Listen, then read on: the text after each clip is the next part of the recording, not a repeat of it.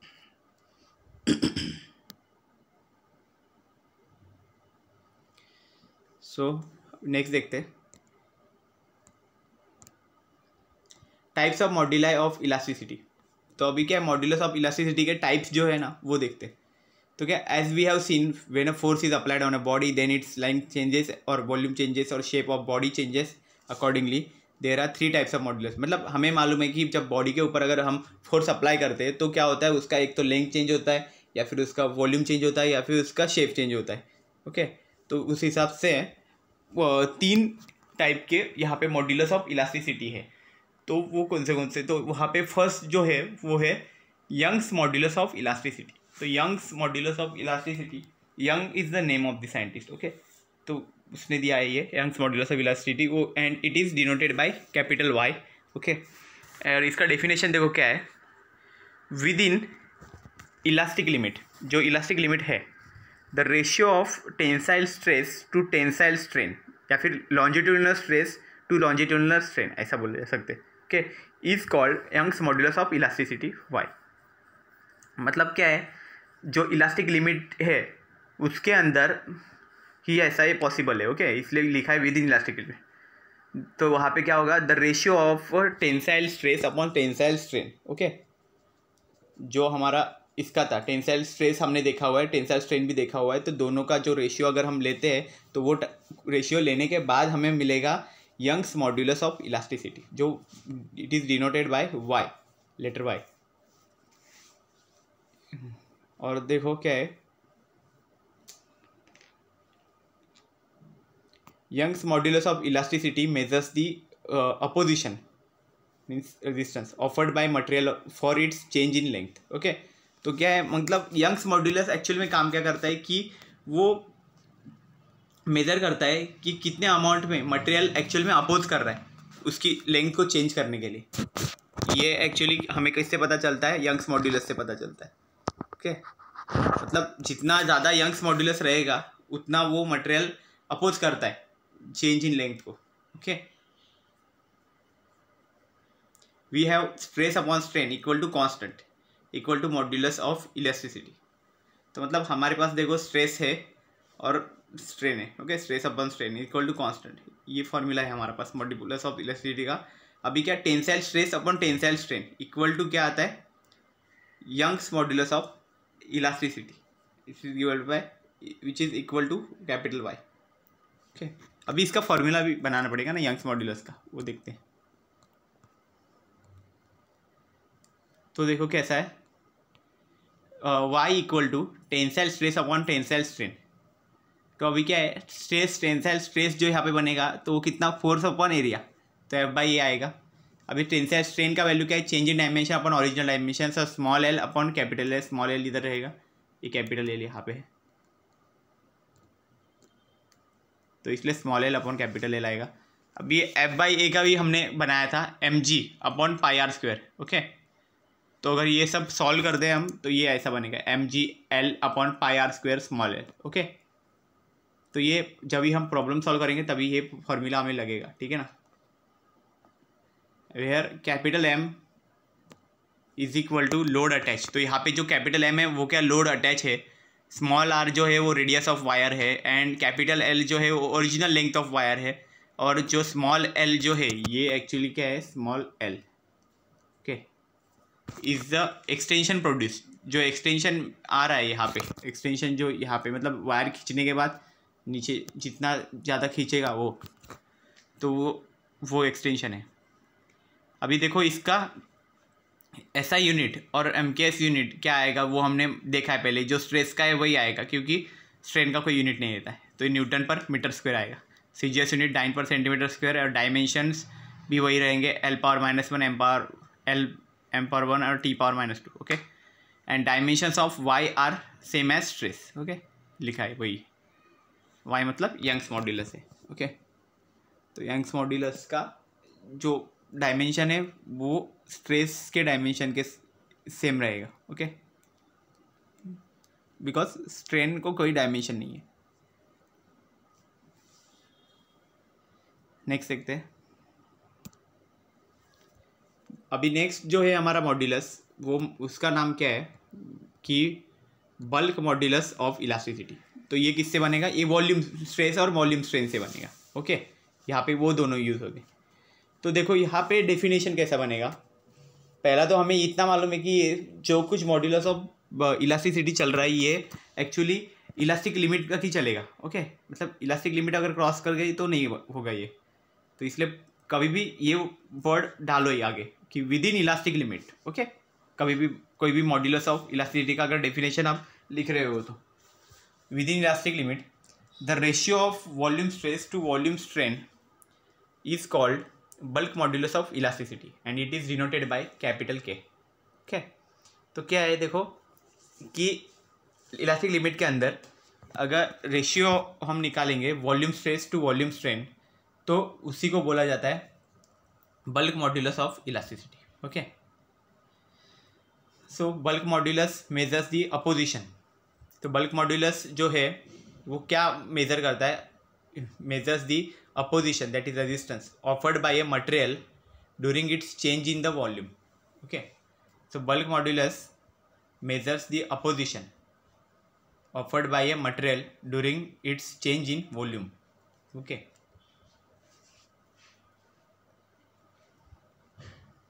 Bulk modulus of elasticity, that is K, is equal to volume stress upon volume strain, bulk stress upon bulk strain okay. तो देखो ये volume stress upon volume strain है, तो देखो यहाँ पे हम देखेंगे स्ट्रेस का हमारा तो डेफिनेशन फिक्स था ओके, फोर्स अपॉन एरिया वाला। देन देखो यहाँ पे के इक्वल टू एफ बाई ए, और यहाँ पे जो स्ट्रेन था, स्ट्रेन वॉल्यूम स्ट्रेन, वो क्या था, change in volume upon original volume, इसलिए D V upon capital V था।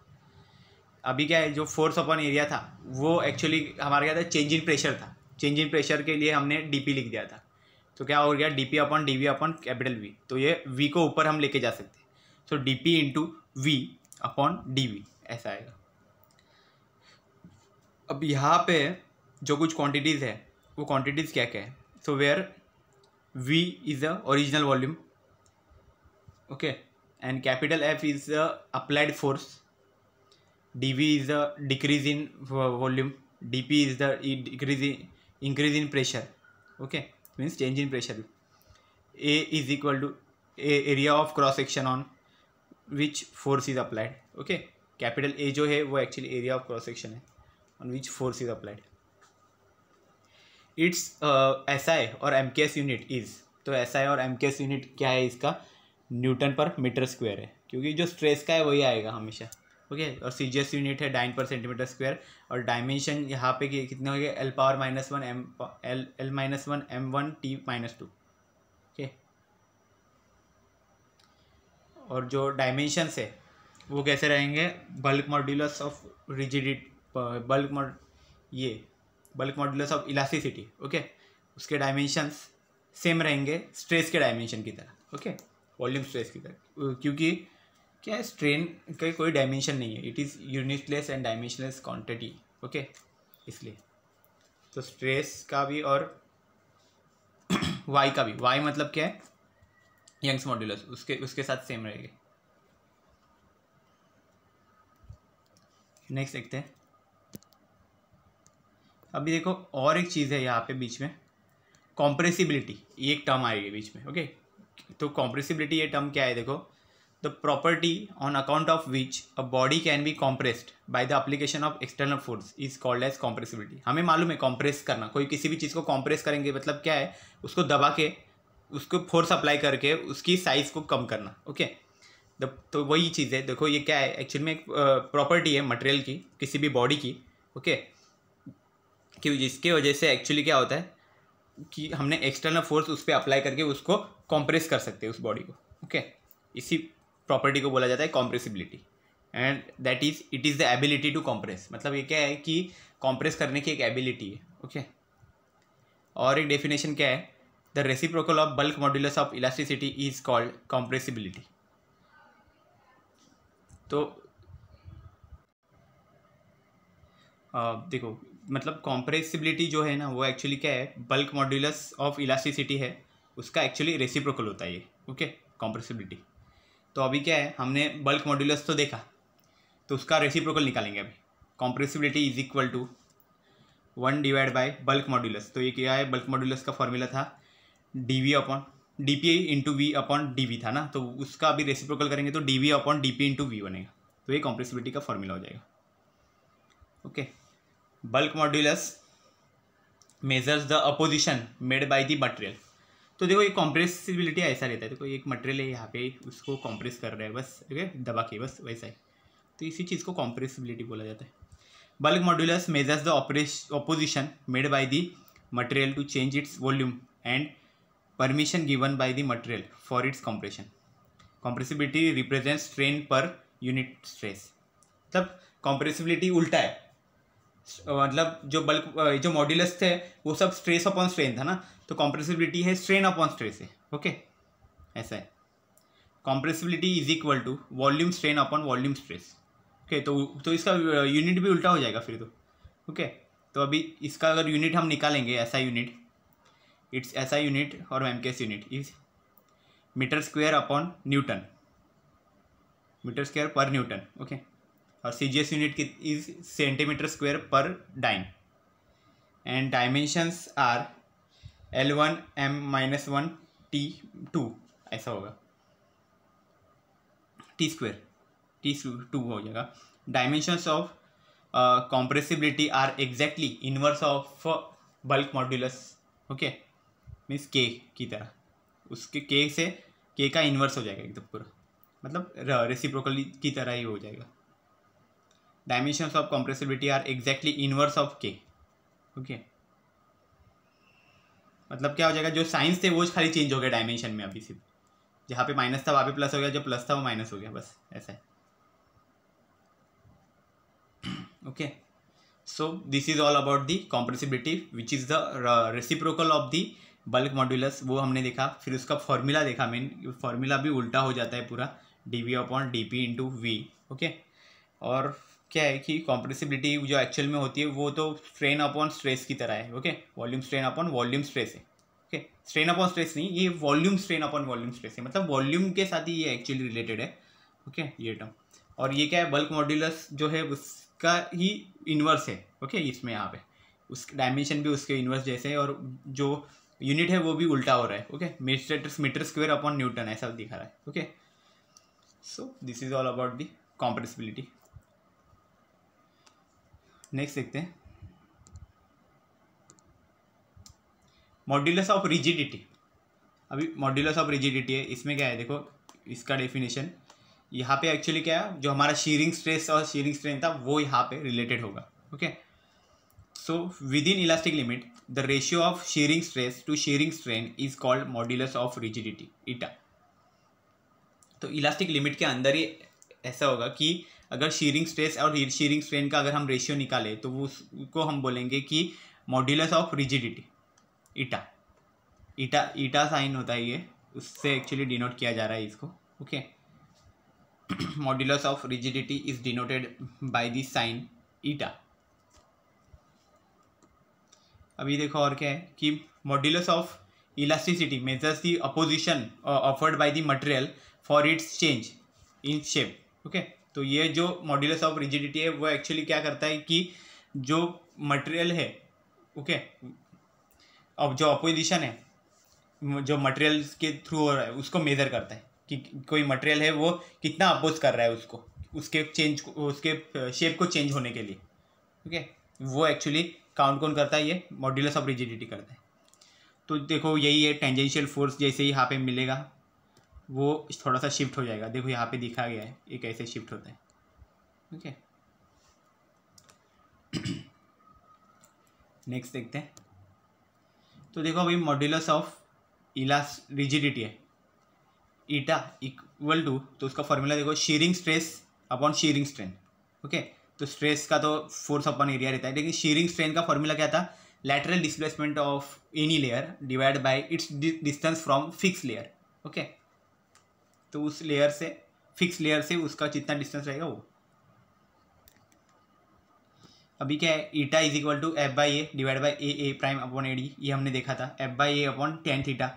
और थीटा भी अगर बहुत स्मॉल होगा तो वो टाइम पे टेन थीटा क्या बन जाता है, थीटा बन जाता है. अगर okay, tan theta equal to theta, तो इसलिए एफ बाई ए जो है तो F upon A tan theta, तो एफ अपॉन ए थीटा, ये फॉर्मूला बन जाएगा F upon A theta, where F is the tangential force, A is equal to area on which force is applied, its SI और MKS unit is newton per metre square. Okay, तो SI unit है जो है वो Newton per metre square है इसका. Okay, and CGS unit is dyne per centimetre square, and dimensions are L-1 M1 T-2. Okay, and dimension of eta are same as stress Y and K etcetera. Okay, मतलब जो ईटा की dimension है वो Y and K की तरह same है. Okay, मतलब Young's modulus और बल्क मॉड्यूलस का जो डायमेंशन है वही डायमेंशन एक्चुअली यहाँ पे मॉड्यूलस ऑफ रिजिडिटी का भी है, मॉड्यूलस ऑफ रिजिडिटी का. ओके, सो नेक्स्ट देखते हैं.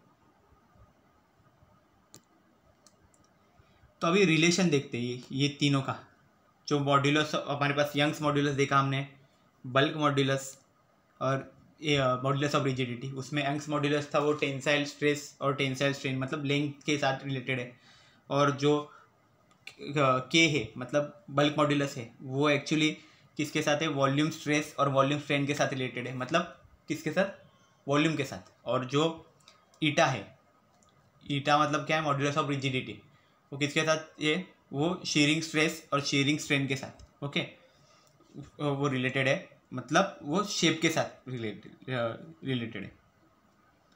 For given material there is certain relation between Y K and eta which is given by, मतलब कोई भी अगर मटेरियल हम कंसिडर करें तो वहाँ पे ये वाई के एंड ईटा का कुछ रिलेशन हमें मिलता है. ओके, तो वो कैसे, फॉर्मूला से कैसे दिखाएंगे, तो कैसा है देखो, उसका रिलेशन है ऐसा, y इक्वल टू 9 ईटा के अपॉन 3k प्लस ईटा. अभी इसको और सिंप्लीफाइड बनाएंगे तो 1/y equal to 1/3 eta plus 1/9k, where Young's y is equal to Young's modulus of elasticity of material, k is equal to bulk modulus and eta is equal to modulus of rigidity. Okay, तो ये formula में याद रखो, ये क्या actually में formula यहाँ पे मिलता है हमें. Okay, so this is the relation. So this is all about the today's lecture. I hope you have understand. If you have any doubt you can ask. Thank you very much.